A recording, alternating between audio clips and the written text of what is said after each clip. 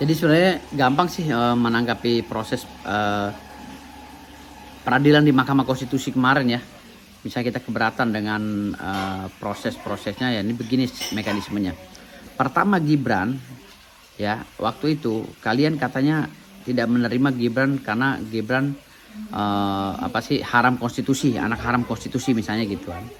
Kalau haram konstitusi, untuk membatalkan peraturan KPU yang telah dibuat oleh KPU yang mesahkan anak-anak 40 tahun boleh mencalonkan diri ya, anak kan kalian bilang kan anak 40 tahun boleh mencalonkan diri atau di bawah 40 tahun boleh mencalonkan diri, itu harusnya kalian mengajukan keberatan kepada KPU.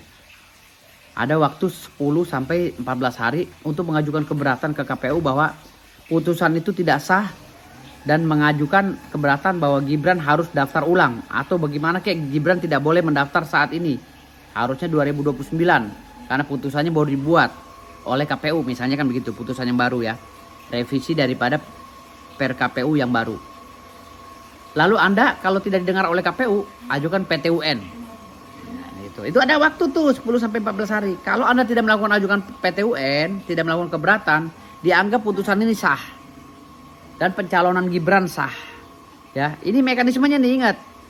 Jadi setelah itu, kalau Anda ingin menggugat lagi tidak akan pernah bisa. Sampai botak berjengger, gigi rontok, hidung mencong, ya, mulut soak, ya, mata lo kriip-kriip kayak gini, nggak bakal bisa.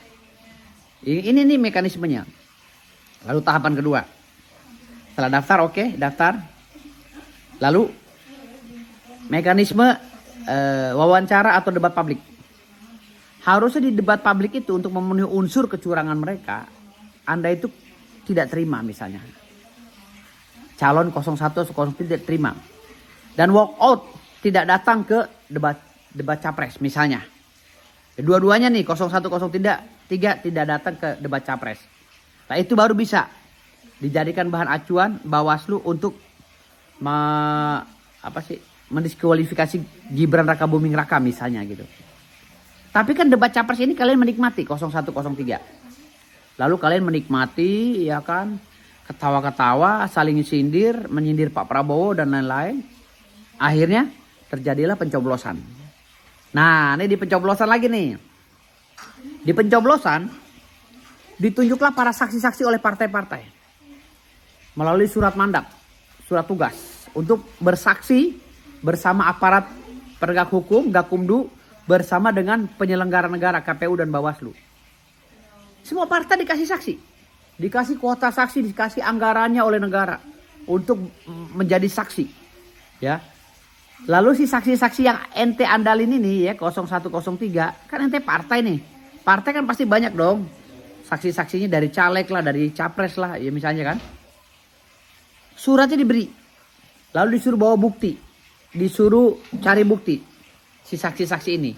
Setelah ada bukti kecurangan per TPS, hanya per TPS itu yang dipermasalahkan, bukan seluruh Indonesia. Misalnya kecurangan di TPS 01 misalnya. Ya. Lah hanya di 01 itu yang dipermasalahkan. Laporkan ke Bawaslu atau Panwascam. Panwascam dulu nih laporin. Hasil laporannya apa? Kumpulkan. Apa putusan Panwascam? Kata Panwascam, oh ini terjadi kecurangan di TPS ini. Kumpulkan. Lalu TPS 02 dan seterusnya ribuan TPS. Kumpulkan semua tuh. Hasil laporan Anda ke Panwascam dan Bawaslu. Bawasko ya, Badan Pengawas Kota atau apalah istilahnya. Bawaslu lah kalau di kota ya, Bawaslu. Nah, Panwascam ini melaporkan ke Bawaslu kota atau kabupaten. Berjenjang tuh, berjenjang. Kumpulin semua seluruh Indonesia sampai numpuk tuh surat laporan. Lalu kalau ada unsur pidananya, Anda lapor ke Gakumdu. Lapor ke Gakumdu gabungan setelah mendapatkan rekomendasi dari Bawaslu. Bahwa ini ada kecurangan. Tapi diduga melanggar pidana nih. Pidana pemilu Undang-Undang nomor 7 tahun 2017. Laporkan ke Gakumdu. Siapa yang melakukan tindak pidana itu? Diselidiki oleh Gakumdu. Polisi ya terutama. Polisi menyelidiki ada kecurangan yang dilakukan oleh kubu 02 misalnya. Melalui timnya. Lah timnya itu yang jadi tersangka. Tim yang melakukan money politik, kecurangan dan lain-lain, itulah yang akan menjadi tersangka. Bukan Gibrannya, bukan Prabowo-nya. Karena kecurangan di pemilu itu tidak seperti pidana umum atau pidana khusus yang harus menyeluruh. Ini kecurangan sesuai dengan locus delicti. Kapan itu kejadiannya? Kapan itu kecurangan itu terjadi? Mens reanya muncul kapan dan siapa yang memunculkan mens rea? Actus reusnya siapa yang melakukan? Itu. Di situ. Nah, setelah makin banyak orang yang tersangka ya karena 02 ini curang misalnya, makin banyaklah laporan di seluruh Indonesia ini, surat laporannya makin banyak karena udah banyak yang tersangka dari 02. Ya kan? Makin banyak juga tersangka makin banyak juga pelanggar etik yang dikeluarkan oleh Bawaslu terkait dengan 02 karena mengirimkan sembako lah dan lain-lain, bansos dan lain-lain.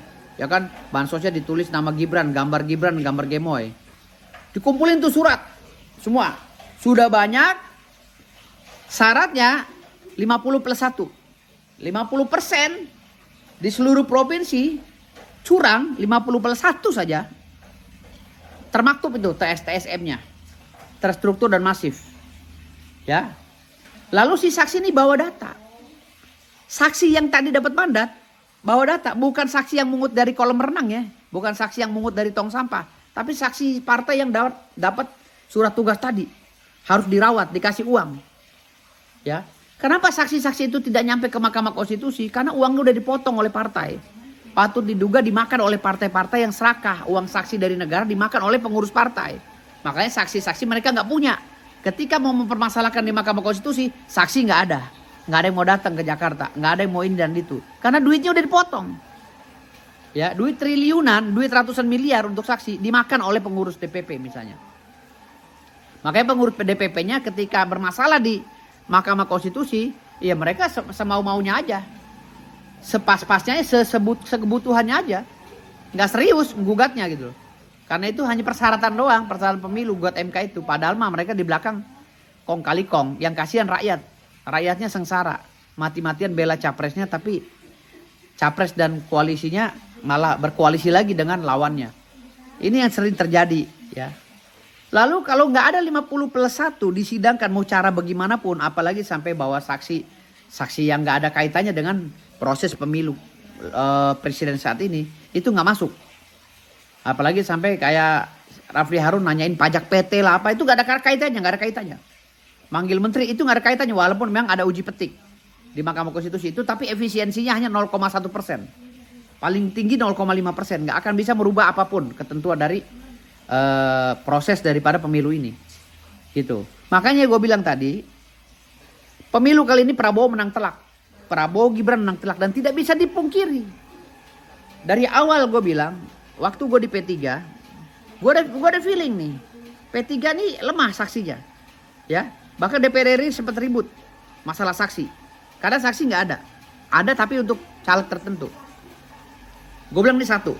Yang kedua, waktu gue jadi pemimpin di salah satu pilpres ya, pemimpin ornamen relawan, gue lihat nih kok nggak ada kegiatannya, nggak ada gerakannya.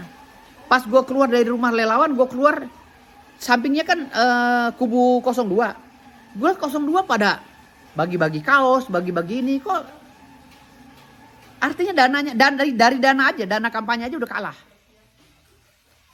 Gue ngeliat kubu Gemoy, dana ininya kok lancar gitu loh. Orang-orang relawannya pada pakai kaos Gemoy, semua bagus gitu, seragam. Dan sementara gue sebagai caleg dari P3 dan dari kubu sebelah, sebagai ketua relawan, gue tanya-tanya kaos beberapa kali, nggak ada. Kaos kosong. Sampai gue beli sendiri 100 juta lebih. Gue beli pakai duit sendiri 120 juta kalau nggak salah waktu itu. Buah saking gue mau karena disuruh oleh partai ya untuk membantu calon presiden itu. Tuh. Itu gimana mau menang kalau dananya nggak ada? Makanya gue bilang Gemoy menang telak. Ya, Prabowo menang telak banget, dan udah pasti MK memutuskan bahwa semua permohonannya ditolak. Udah pasti nih feeling gue ya.